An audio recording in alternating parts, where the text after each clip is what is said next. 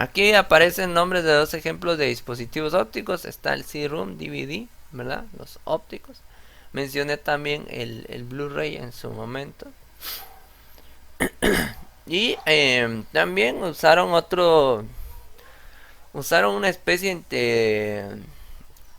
Yo no sé si... Bueno, ahorita estoy desactualizado en la parte de los juegos físicos como tal en cuanto a los que todavía se venden por discos.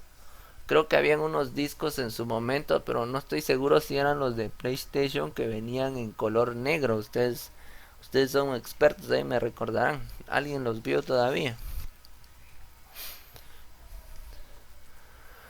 Yo sí, Sí, esos venían en... Pero ustedes saben por qué venían en color negro. ni idea. También habían en azul en la PlayStation 2. Sí, pero resulta que, bueno, tengo unos indicios de eso también, no puedo contarles a profundidad, pero resulta que el material con el que estaban ciertamente elaborados no permitía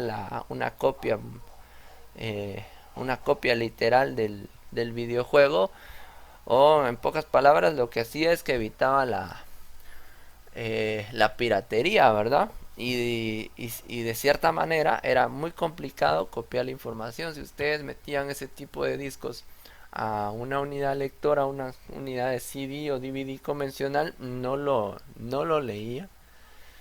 Y era porque la forma de lectura o la unidad de lectura en este caso era muy distinto al convencional. Entonces, por eso es que venían en otro color y el material donde se grababa la información era distinto también, tenía otros elementos, ¿verdad?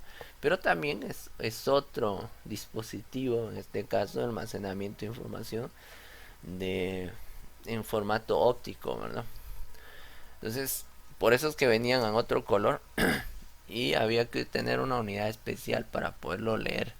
Yo recuerdo que en su momento había gente que mencionaba eso y querían sacar copia de los videojuegos, pero con una lectora de CD DVD no era posible, tenía que buscar una lectora específica para ese tipo, ¿verdad?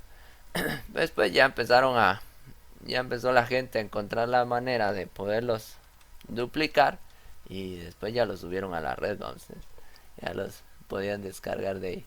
Pero también existieron ese tipo de discos.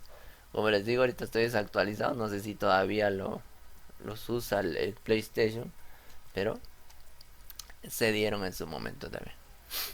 Aquí dice por qué la categoría de dispositivos magnéticos de almacenamiento recibe ese nombre. Y aquí nos dan en este caso algunas características como tal.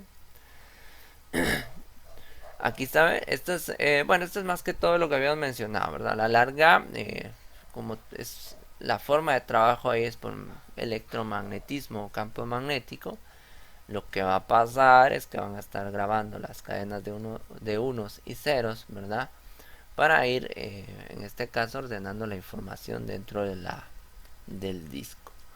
Eh, de cierta forma, las partículas en este caso son reordenadas dentro de la superficie del disco y eso permite ir escribiendo las palabras o reescribiendo todo lo que vamos a ir almacenando ahí. Por eso es que el medio de o los dispositivos en este caso y los medios tienen que tener cierta compatibilidad para poder leer y escribir la información. Entonces, si yo tengo una unidad lectora de CD, el cabezal de ese CD, por ejemplo, tiene su forma de lectura única para CD. Entonces no puedo venir yo y meter un DVD porque el formato con el que está almacenado es distinto al del CD. Y en su momento también habían PCs de escritorio, donde uno tenía una unidad lectora de CD y había una lectora de DVD. Ya cuando empezaron a salir las lectoras de CD DVD, pues fue un éxito porque ya teníamos las dos en una, ¿verdad? Anteriormente había que tener una de cada una para poder, en este caso, leer y escribir la información. Bueno, y aparte que habían en su momento también solo lectoras de CD y lectoras de DVD. Si uno quería guardar información, tenía uno que conseguirse la quemadora de CDs y DVDs. Por eso es que en su momento también existieron los case torres, ¿verdad? Estaban las mini torres, las torres y así sucesivamente. Porque había quienes tenían lectora de CD, grabadora de CD, lectora de DVD y grabador de DVD. O sea, tenían que tener 4 unidades para las diferentes tareas. Después ya empezaron a mejorar la tecnología y crearon la lectora grabadora de CD y DVD, y después ya la lectora grabadora de CD y DVD juntos. Entonces de 4 hicieron una, y eso ahorró mucho, ¿verdad? Porque una un case convencional se traía espacios pues, y mucho para 2 unidades. Después las torres pues traían espacio para 4 o 5, pero imagínense ustedes tener una torre directamente ahí con 4 unidades, que hoy en día lo encuentran en una sola. Entonces hoy en día es una ventaja todo esto. ¿Cómo se organizan los datos en un disco? En este caso, dependiendo de cómo el formato que este tenga, pues se van a estar trabajando directamente en, en sectores, ¿verdad? Tenemos la parte de los clústeres y así sucesivamente. O las pistas, vamos a ir dividiéndolo de esa manera. Veamos acá, veamos esto que está aquí. ¿Cuál es el objetivo específicamente de los dispositivos magnéticos? Crear un mapa con el que la computadora pueda llegar, en este caso, a cualquier punto del disco directamente. Si ustedes recordarán, la información dentro de un disco, y esto pasa en todo, se guarda aleatoriamente, ¿verdad? Cuando ustedes están guardando información dentro de un disco duro, esta pues se va a guardar en cualquier parte del disco, a no ser que ustedes utilicen el proceso de desfragmentación de disco, que este va a ordenar la información como tal y no va a dejar espacios vacíos. Es conveniente la desfragmentación de disco cada X tiempo, porque eso les va a permitir agrupar toda la información y no dejar tanto espacio vacío cuando se está almacenando la información, y eso también permite que se minimice un poco la parte del tiempo de búsqueda de la información como tal por parte de nuestro sistema operativo. Aquí por ejemplo, aquí está lo que les estaba hablando, las pistas, ¿verdad? Las pistas en este caso se dan de cuenta que son círculos, una serie de círculos dentro del disco, ¿verdad? Después viene la parte de los sectores y al final están los clústeres, que son como los espacios más pequeños donde van a ir guardando la información. Aquí el número de pistas en este caso lo van a leer desde afuera hacia adentro, y van a ir numeradas, ¿verdad? 0, 1, 2 y así sucesivamente, como que si estuvieran trabajando con una especie de matriz, ¿verdad? Hay posiciones específicas y eso va a permitirle a... Recuerden que es una combinación entre sistema operativo, procesador y todos los elementos de hardware que se tienen en la computadora. El sistema operativo, por medio de la interacción directa con el procesador, va a tener en este caso señaladas las pistas de los diferentes discos para poder ubicar de mejor manera la información. De ahí van los segmentos o los sectores, en este caso que les estaba hablando. Pues imagínense ustedes, ahorita les voy a mostrar una imagen, y por último viene la parte ya de la creación de los registros, ¿verdad? Entonces tenemos pistas, segmentos y después están los clústeres. Pero también cuando se está trabajando con este tipo de dispositivos, se crea en este caso un registro de arranque, ¿verdad? Y ahí es donde aparecen las tablas de asignación de archivos. Y es lo que nosotros conocemos como el FAT, el NTFS, ¿verdad? El FAT32. Hoy en día con el Windows 10 o dependiendo del sistema operativo que ustedes estén utilizando, ya ha variado, ¿verdad? El exFAT, por ejemplo, que son diferentes tablas en cuanto a la forma en que se va a almacenar la información. O sea, el FAT o el NTFS es el formato con el que se almacena la información dentro de un disco, ¿verdad? ¿Preguntas hasta acá?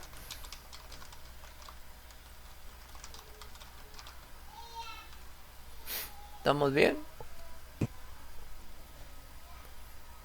¿Dudas, inquietudes? Ahorita, por ejemplo, el más convencional de utilizar el NTFS, ¿verdad? El, Han aparecido ahorita el XFAT, ¿verdad? HFS, X2, 3 y 4 específicamente. Pero imagínense ustedes, cada uno de esos formatos a la larga, pues define una forma de almacenamiento y una capacidad también.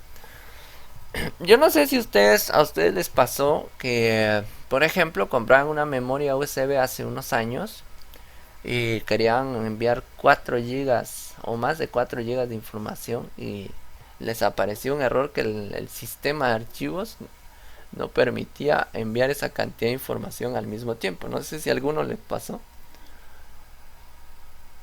Sí. Sí, les pasó eso. ¿Y qué hacían para poder arreglar ese pequeño detalle? No, Convertir memoria en NTFS. sí, correcto. Normalmente las memorias USB en su momento venían con un sistema de archivos tipo FAT.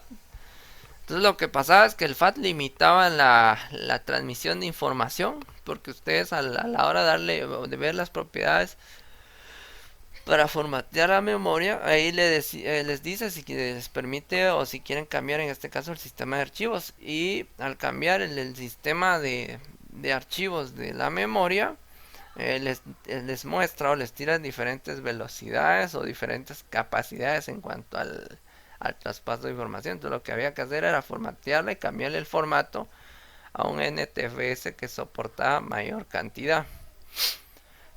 Entonces normalmente el FAT32 teóricamente hasta 4 gigas permitía, pero realmente ya de 4 gigas en adelante como tal ya no permitía pasar esa cantidad de información. Entonces había que hacer el formato. Eh, en este caso, ya después, pues las memorias como tal ya vinieron mejoradas y ya nos da ese problema. Ya puede pasar uno más de 4 gigas sin mayor inconveniente, ¿verdad? Entonces, ya imagínense ustedes, por ejemplo, Windows tiene el FAT, el NTFS y así sucesivamente.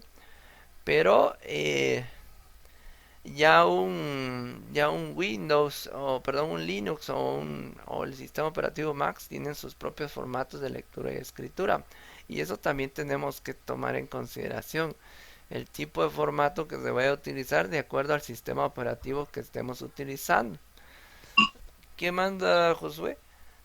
Dije, yo tengo una duda con lo de, es que escuché que estaban hablando de los PlayStation, Ajá, entonces hasta la generación del Play 3 había unos discos que venían por regiones. Por ejemplo, los que se podían utilizar aquí son los de Estados Unidos, que son NTSS, ajá. y en Europa se usaban los PAL. ¿Qué distinto tienen? El formato. El formato de almacenamiento. Pero como yo les decía, realmente no sé mucho de esa tecnología. Yo solo tengo algunos indicios en cuanto a la parte del formato de grabado que era muy distinto. Tenía que usarse una lectora de escritura, lectura y escritura específicamente para ese tipo de discos porque el material con el que estaban elaborados era muy distinto al del CD DVD y eso permitía o supuestamente estaba elaborado de tal manera que no se pudiera sacar una copia, pero sí manejaba un formato distinto. Eh, Eso de las regiones que usted dice, no, lo oí mencionar en su momento, pero realmente cuando uno es joven solo le interesa estar jugándolos y no le puse mucho coco. Pero sí tiene Eh, razón, yo, yo creo habían que varias. yo ¿Man? cuando, yo también cuando usaba eso en Xbox 360, Ajá.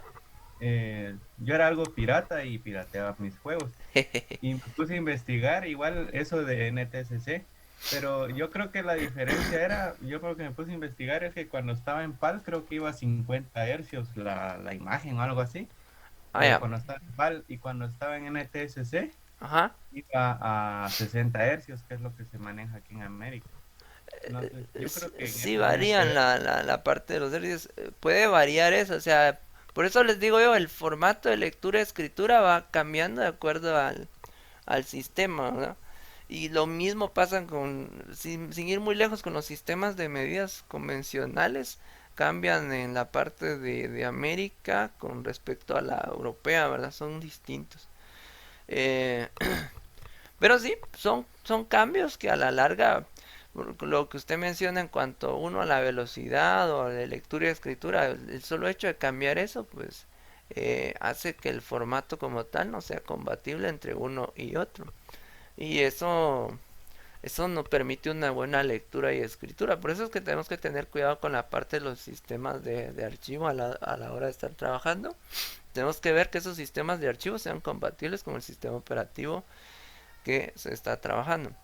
Por ejemplo, eh, anteriormente, sin ir muy lejos, el Linux como tal no les reconocía un sistema FAT o un NTFS directamente, bueno, en sus principios, ¿verdad? Después lo que hicieron, que como la ventaja del Linux es que es una comunidad y es software libre y lo van modificando, vinieron quienes y empezaron a agregar los elementos necesarios para que el sistema Linux reconociera el FAT y el NTFS propiamente. Porque resulta que tanto Linux como Mac tienen sus propios formatos de archivos, ¿verdad? Solo permítanme ver eso del formato de archivos de Linux. Esto no lo tengo presente, son los X, si no estoy mal. ¿Sí? Sí, Son los ex. el X23, ¿verdad? 2.3, por ejemplo, son formatos específicos del Linux. Pero también está el Razer FS, XF, JFS y así sucesivamente. Pero es que estos son derivados del Unix, ¿verdad? El Linux realmente es derivado del sistema Unix. Entonces maneja sus propios formatos. Sin embargo,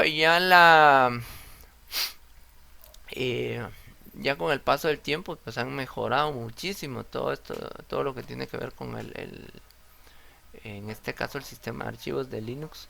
Y ya en sus versiones Ubuntu, por ejemplo, ya lee las memorias y ya reconoce ese formato, hace una conversión interna y ya reconoce el NTFS y el FAT, ¿verdad?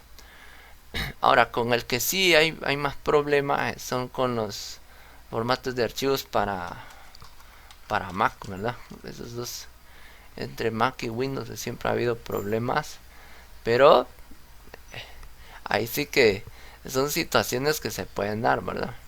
Por ejemplo, los de Mac tienen el APFS, ¿verdad? Eh, y ya tienen sus propios sistemas de archivos. Y esos sistemas de el FAT, el NTFS, prácticamente es la forma de lectura y escritura de la información que esté almacenada ahí. Eso es simplemente, que es la forma en que se almacena dentro de las tablas de a la hora de asignar los archivos, ¿verdad? Eso es lo que varía entre un formato y otro. Han de cuentas que si lo vemos así, uno guarda horizontal y el otro guarda vertical, por ejemplo, por poner un ejemplo, ¿no? Entonces ahí es donde hay variaciones, ¿verdad? La forma en que van leyendo y almacenando la información.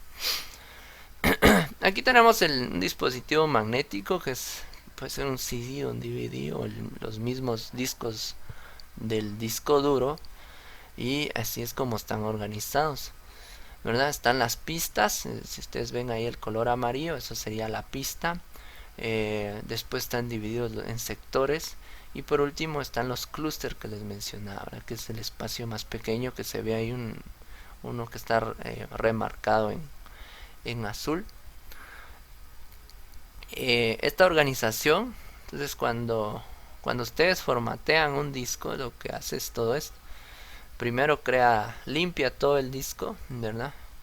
Magnéticamente limpia todo. Y lo que va a hacer es que va a empezar a dividir el disco en pistas. Después de dividirlas en pistas, los divide en sectores y al final en clúster. Eso es lo que les permite de cierta manera también encontrar un poquito más fácil la información. Porque por lo mismo, ¿verdad? Por ejemplo, tiene la referencia inicial del sector y la pista donde está almacenada la información, pero también va a otra dirección que es la del clúster. Y eso es lo que va generando una cadena de bits prácticamente enorme. Entonces imaginen si ustedes mandan ustedes están guardando información y se van los 8 bits respectivos. Asociados a los 8 bits va el bit de la pista, por ejemplo, va el bit del sector y va el bit del clúster. Y después al final se agregan otros bits que en este caso le permiten establecer el estado de la cadena de información.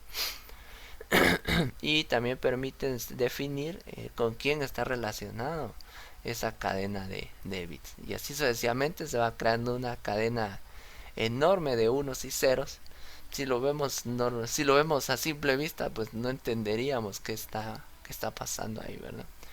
Entonces, esas son las cuestiones de las que se tiene que encargar al final el procesador, ¿verdad? En conjunto con el sistema operativo. Y lo hace tan rápido que uno no se da cuenta, ¿verdad? Imagínense la cantidad de procesamiento que tiene por unidad de tiempo por segundo, ¿verdad? Bueno, aquí está la parte de la pista, aquí está el sector. Y están los clústeres. Entonces, esas son los tres tamaños. Bueno, aquí está la parte de los dispositivos magnéticos. Y ahí está lo que estábamos hablando de la parte del registro que se va generando. O sea, ya formateó, creó las pistas, los sectores y los clústeres, pero necesita generar ahora el registro de arranque. Y eso es lo que les estaba mencionando ahora. Miren, si ustedes ven ahí, por ejemplo, está el registro de arranque, es una parte del disco. Y está el formato de cómo es que lo va a ir almacenando. Ahí está, en este caso está el FAT, ¿verdad? Y está el área de datos y el directorio raíz. Esos son componentes importantes de los dispositivos, ¿verdad? Dice, cuando se formatea un disco, se definen estas 4 áreas. Dice, el registro de arranque, en este caso, está la parte del área de datos, el directorio raíz.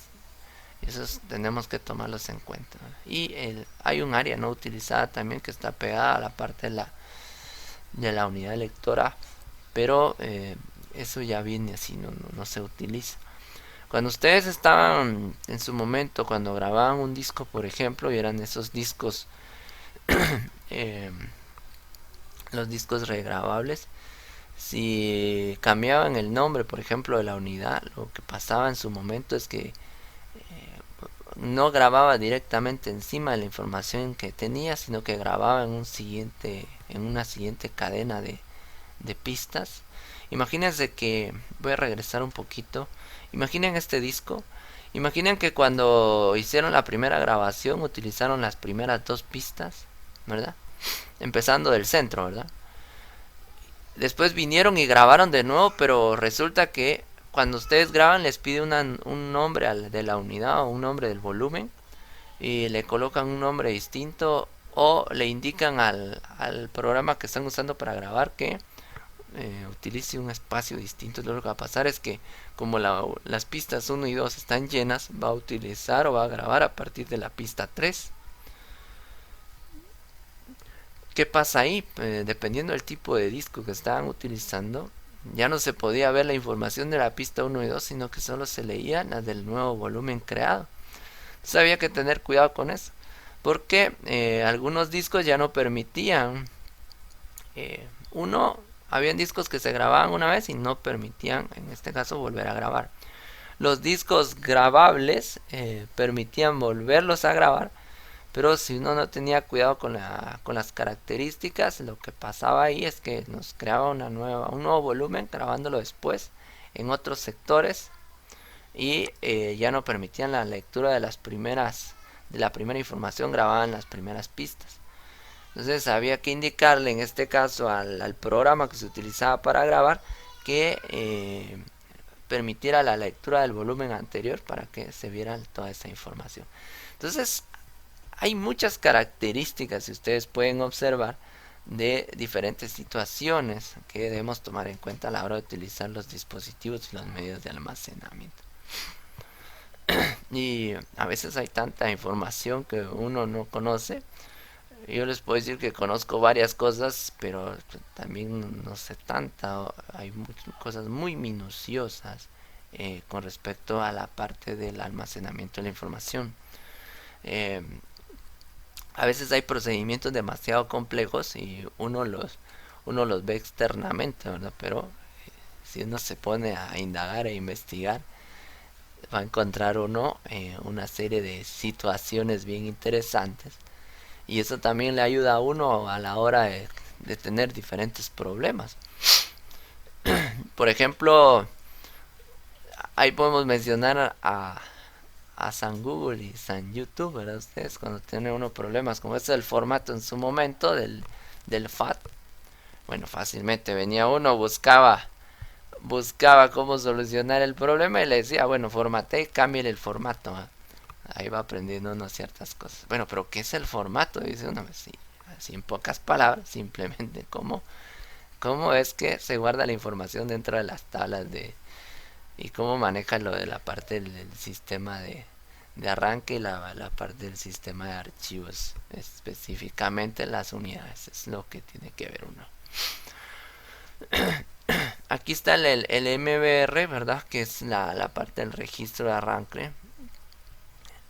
Y esto se va a ejecutar cada vez que encendamos la computadora, ¿verdad? Y esto va a pasar, bueno, a veces resulta que cuando a ustedes se les daña el sistema operativo, a veces dice uno, bueno, se infectó y se perdieron archivos, ¿verdad? Resulta que el sistema de registro de arranque siempre se va a ejecutar y eso es para verificar si se tienen todos los componentes necesarios. Pero cuando menciona los componentes básicos necesarios para ejecutar el sistema operativo, hace referencia a la parte de todos los archivos de la parte de software. Pero también el sistema de arranque también verifica la parte de la conectividad que existe entre software y hardware específicamente. Entonces vean que dice ahí abajo, dice, si los archivos están presentes, transfiere el control a uno de los programas del sistema operativo para que continúe el proceso de inicio. Ahora les pregunto a ustedes, ¿cuál es en dónde encontraríamos la parte del registro de arranque? ¿Quién es la que nos permite inicializar el sistema operativo a la hora de encenderlo?